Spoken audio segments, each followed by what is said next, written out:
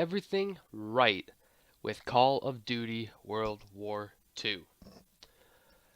I'm going to do things a little bit different this episode. Instead of actually giving you live commentary, I've just recorded a little bit of footage, some Carentan, and I actually did pretty good in this, like 27 and 7 or something. I think I was on like a 19 kill streak. So yeah, I hope you guys enjoy the gameplay and enjoy this video.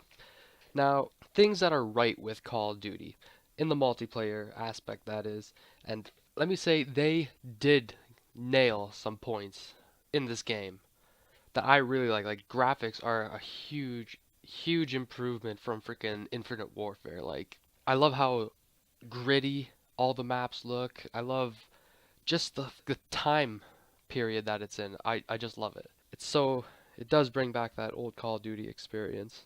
The gameplay, as every single Call of Duty, is smooth. Everything works properly. Well, except for a few things that I mentioned in the last video, like hit detection and some stuff. It's not really a big deal. You can still just get kills and stuff.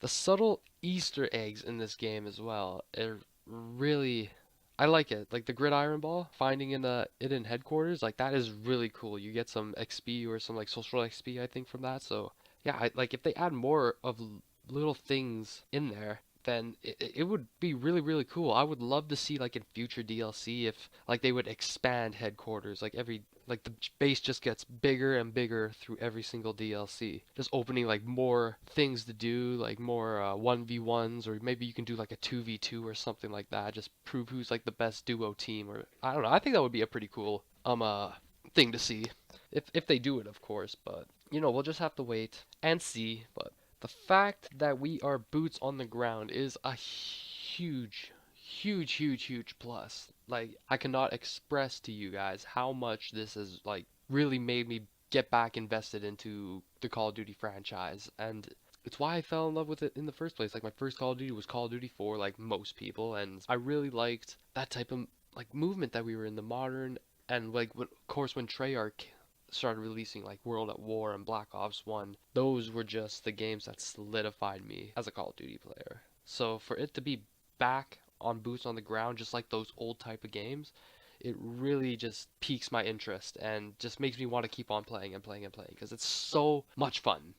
This game is so much fun. Don't get me wrong, like no matter what I said in the last video, this game is a ton of fun. And a lot of innovation has been put into this. And you can't really blame Sledgehammer for trying. Like, yeah, this launch, like HQ for example, like as of now, you are the only person in there. There's no other interaction, and they said that they will fix it. So hopefully sometime in like the next week or so we get an update or a patch that will bring back everyone, like bring back to what headquarters used to be for like the first 2 hours of launch. It would just make it better. And the balancing in this game, except for the STG and some of the SMGs. And this is why.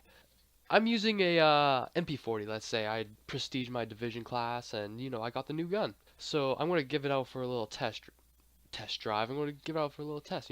So I'm in a multiplayer match and I see someone, I go start shooting at him, he turns around. Like, keep in mind that I am close range. Like, SMGs are meant for close range combat. And this guy has an STG and he puts me down like nothing. And I was on like a vengeance rampage at that point. I was like, no, that can't happen. That didn't just happen. So I went back about 3 times trying to find that dude, and same result. I kept on getting owned by the STG, and it didn't make sense because I'm literally in his face. I see my ammo counter going down at least half the clip. So what? There's 32 bullets, so 16 rounds being pumped into him, and I'm only getting like 2 or 3 hit markers, and it is weird. Like, that's pretty much like the only thing that I would fix in the weapon balancing. Everything else, like shotguns, are really good. The LMGs are absolutely fantastic at long range. Like, normally 4 shots in the stomach region and 3 shots in the chest. Like, it's really well balanced. It's how a LMG should be.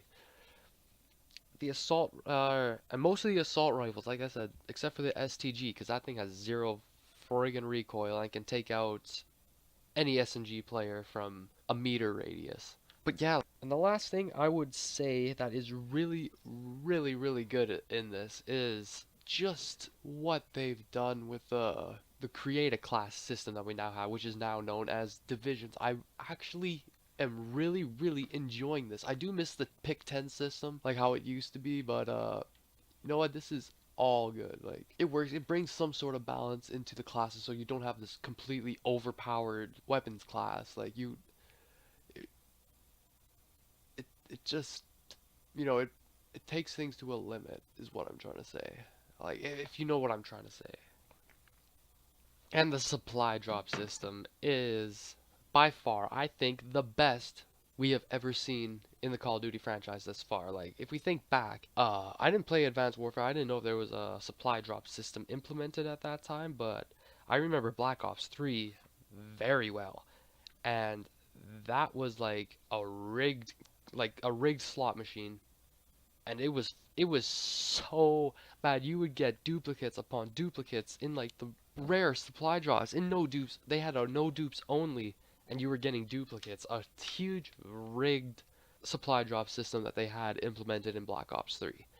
I heard Infinite Warfare did improve with the salvaging parts and all that stuff, which we see in this game. I didn't play much of Infinite Warfare, but I did watch videos on, people with supply drops and shit.